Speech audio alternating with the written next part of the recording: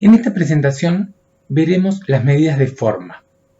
Algunas de ellas necesitan unos valores particulares que caracterizan al conjunto de datos que se denominan momentos. También los veremos en esta presentación para luego usarlos a las medidas de forma propiamente dichas. Pero en primer lugar, recordemos que teníamos dos tipos de medida de forma. Una era la asimetría, que refería a la deformación horizontal de un conjunto de datos. Y la otra forma es la kurtosis, que era la deformación vertical de un conjunto de datos. Tanto para la asimetría como la kurtosis tenemos medidas resúmenes para ver si esas distribuciones se ajustan a algún comportamiento particular. Veremos en primer lugar los momentos de una distribución. Los momentos son valores que representan ciertas características de un conjunto de datos numéricos. Tenemos los momentos naturales, que los denotamos como A sub R, donde R representa el orden del momento que estamos considerando, y se define como el promedio del conjunto de datos elevado a la potencia R. ¿Para qué sirven esas cantidades? Cada uno de ellos representa una característica del conjunto de datos, pero se conoce solo para algunos qué característica están representando. Para otros no. Sin embargo, conocer la mayor cantidad posible de momentos de una distribución nos permitirá caracterizarla mejor. Entre los momentos que se conoce qué características representan, tenemos el momento natural de orden 1, el momento centrado de orden 2 y ya veremos otros más. El momento natural de orden 1 será entonces el promedio de los valores de la variable elevados a la potencia 1. Por lo tanto, el momento natural de orden 1 no va a ser otra cosa que la media aritmética de la variable. El momento natural de orden 2 es la media de los valores de la variable elevados al cuadrado. Es decir, haremos el sumatorio de los x sub i elevados al cuadrado entre n. Recordemos que esto lo aplicamos cuando vimos la fórmula de cálculo rápido de la varianza.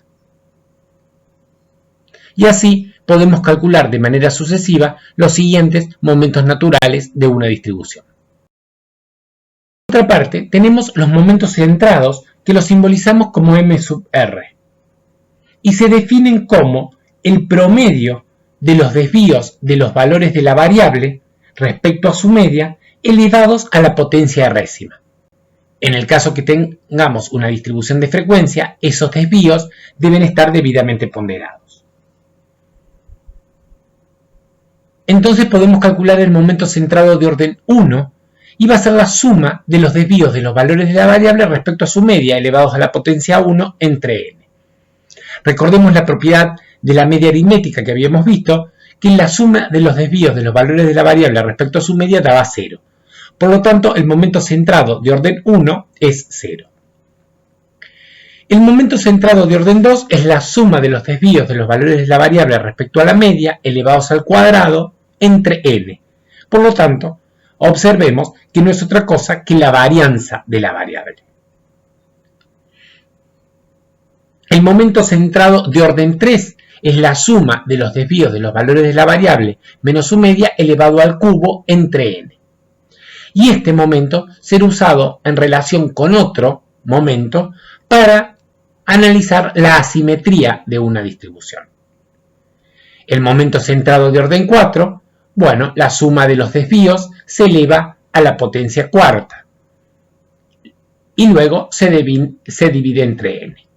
Este momento, también en relación con otro momento, nos sirve para analizar la kurtosis de una distribución. De manera sucesiva se pueden calcular los siguientes momentos centrados. Revisemos los momentos y las relaciones que establecimos recién. Entonces, el momento natural de orden 1 es la media aritmética de la variable, el momento natural de orden 2 es la media de los valores de la variable elevados al cuadrado. Entonces, observemos que la varianza de la variable la podemos calcular como el momento natural de orden 2 menos el momento natural de orden 1 elevado al cuadrado. Y eso no es otra cosa que lo que vimos antes como fórmula de cálculo rápido. El momento centrado de orden 2 es la varianza y el momento centrado de orden 3 y 4 dijimos que eran momentos que nos servían para relacionarlos con otros y determinar la simetría o la kurtosis de una distribución. Comenzaremos con las medidas de formas en lo que hace a la asimetría de la distribución. En primer lugar, vemos el coeficiente de asimetría en base a momentos, que lo denotamos como G1 y se define como el momento centrado de orden 3 sobre la desviación estándar al cubo. Ese coeficiente, si da igual a 0, la distribución será simétrica; si da mayor a 0, será asimétrica derecha; y si es menor a 0, será asimétrica izquierda. Pensemos en una distribución asimétrica izquierda. Recordemos que el momento centrado de orden 3 se define como la suma de los desvíos de los valores de la variable respecto a la media. Por lo tanto, los datos que tendrán mayor distancia con respecto a la media aritmética serán los datos que están a la izquierda de la distribución, como el que tenemos sombreados en verde. A su vez, esos datos están elevados al cubo. Por tanto, esas diferencias se amplifican, esas diferencias son negativas y de nuevo, por estar elevadas al cubo, mantienen el signo y ganarán a las diferencias que estén por exceso a la media aritmética. Por tanto, el coeficiente será negativo cuando la distribución sea asimétrica a izquierda.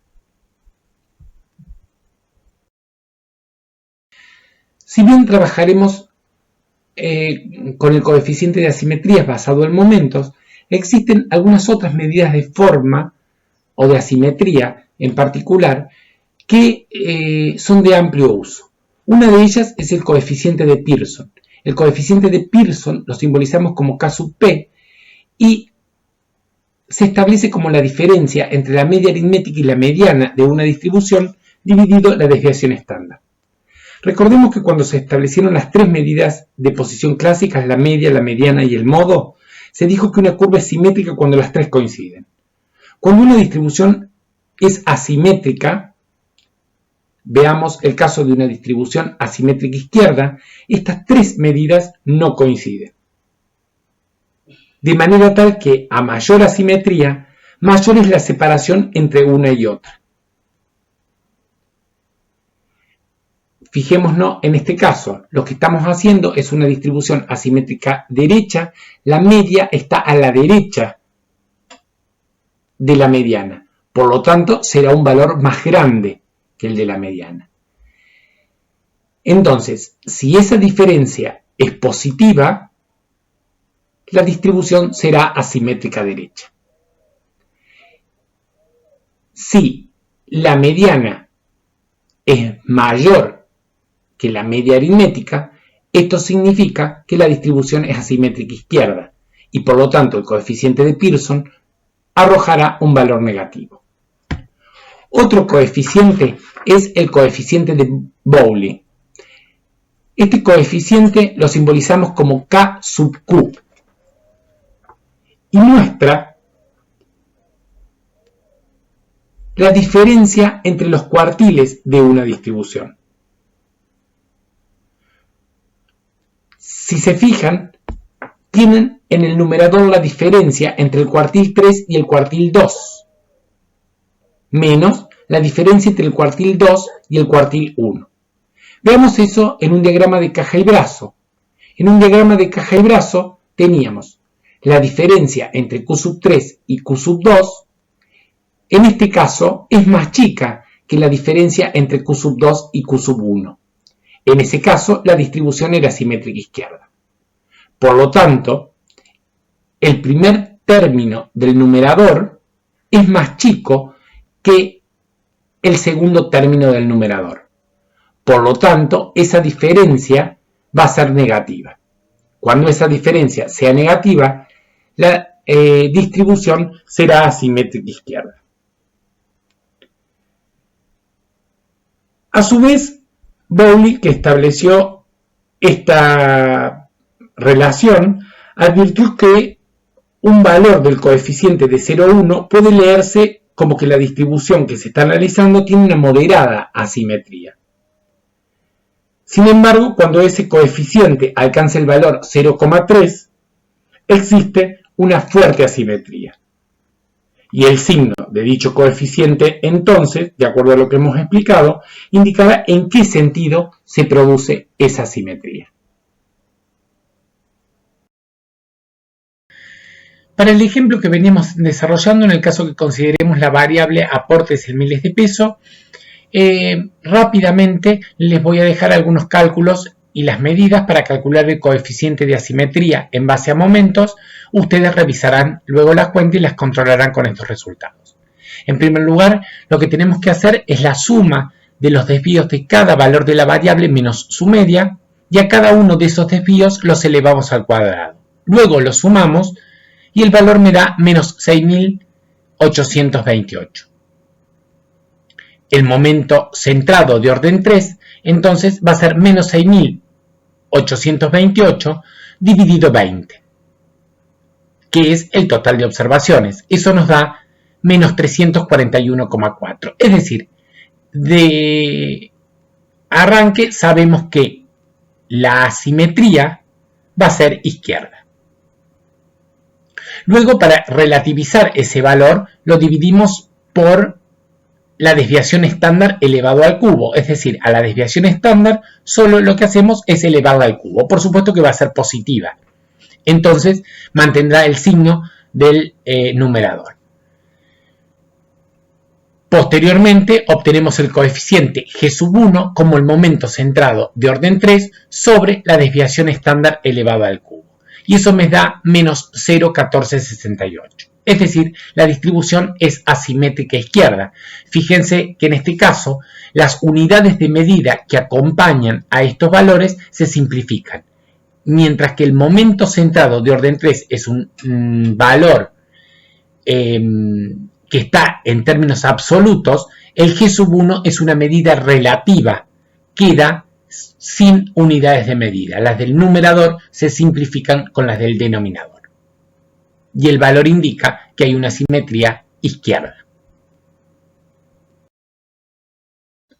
Veamos ahora el coeficiente de Pearson. Los cálculos y las medidas auxiliares que necesitamos son la media de X, la mediana de X y la desviación estándar. Entonces aplicamos la fórmula de K sub P, que es igual a la media aritmética menos la mediana sobre la desviación estándar, y obtenemos que K sub P es igual a menos 0,15. También nos está indicando una simetría izquierda. Bueno, para calcular el coeficiente de Bowley, lo que necesitamos son los tres cuartiles de la distribución. Recordemos que el K sub Q se define como la diferencia entre el cuartil 3 y el cuartil 2, menos la diferencia entre el cuartil 2 y el cuartil 1, relativizada o dividida por la diferencia entre el cuartil 3 y el cuartil 1. En este caso, el K sub Q nos da menos 0,0476, es decir, nos está indicando una simetría izquierda.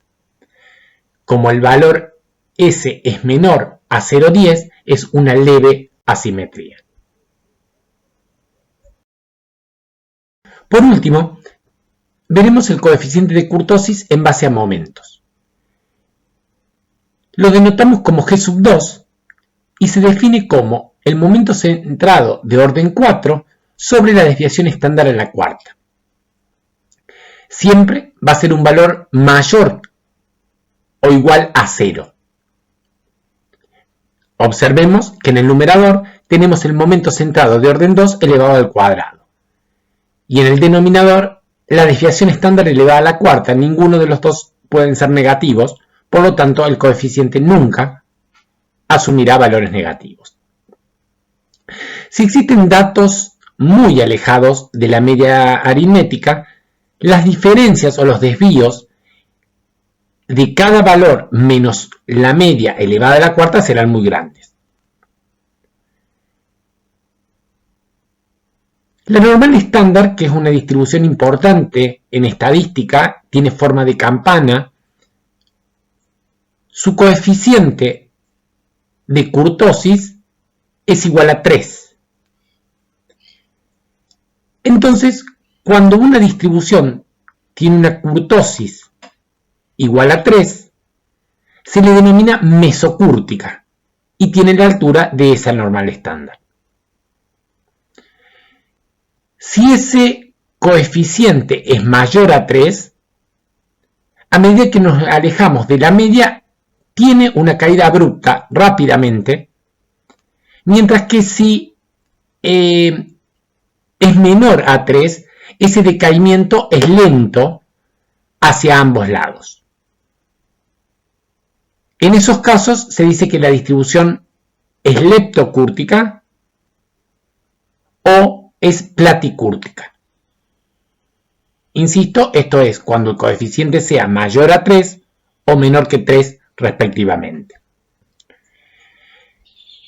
Entonces se suele definir un coeficiente B1 para establecer la relación con respecto al 0. Entonces lo único que se hace es a ese G2 restarle 3, que es la altura de la normal estándar, y eso nos da ese coeficiente B1. Entonces diremos que B1, cuando es igual a 0, la distribución es mesocúrtica. Cuando es mayor a 0, la distribución será leptocúrtica, y cuando sea menor a 0, la distribución será platicúrtica. Entonces, para el ejemplo que veníamos desarrollando, para la variable aportes en miles de pesos, tendremos que hacer los cálculos para obtener el coeficiente de kurtosis. En primer lugar, lo que tenemos que hacer es los desvíos de los valores de la variable respecto a la media, y a cada uno de ellos los elevamos a la potencia cuarta. Luego los sumamos y obtenemos ese valor de 234.256. Obtenemos el momento centrado de orden 4, que va a ser el valor que obtuvimos recién dividido entre el total de observaciones, 20, y eso nos arroja 11.712,8. Ese es el valor del momento de orden 4. Tenemos la desviación estándar, que ya la habíamos calculado, y la desviación estándar elevada a la cuarta. Posteriormente obtenemos el G2 como el momento centrado de orden 4 dividido en la desviación estándar elevada a la cuarta. El G2 me da 0,3803. Posteriormente podemos calcular el B1 como G2 menos 3, y eso me da menos 2,6197. Como el valor es negativo, decimos que la distribución es platicúrtica. Por último, los invito a ver los videos de prácticos, a resolver los ejercicios que tienen en el material de estudio y a que realicen las consultas a través de los foros del aula virtual.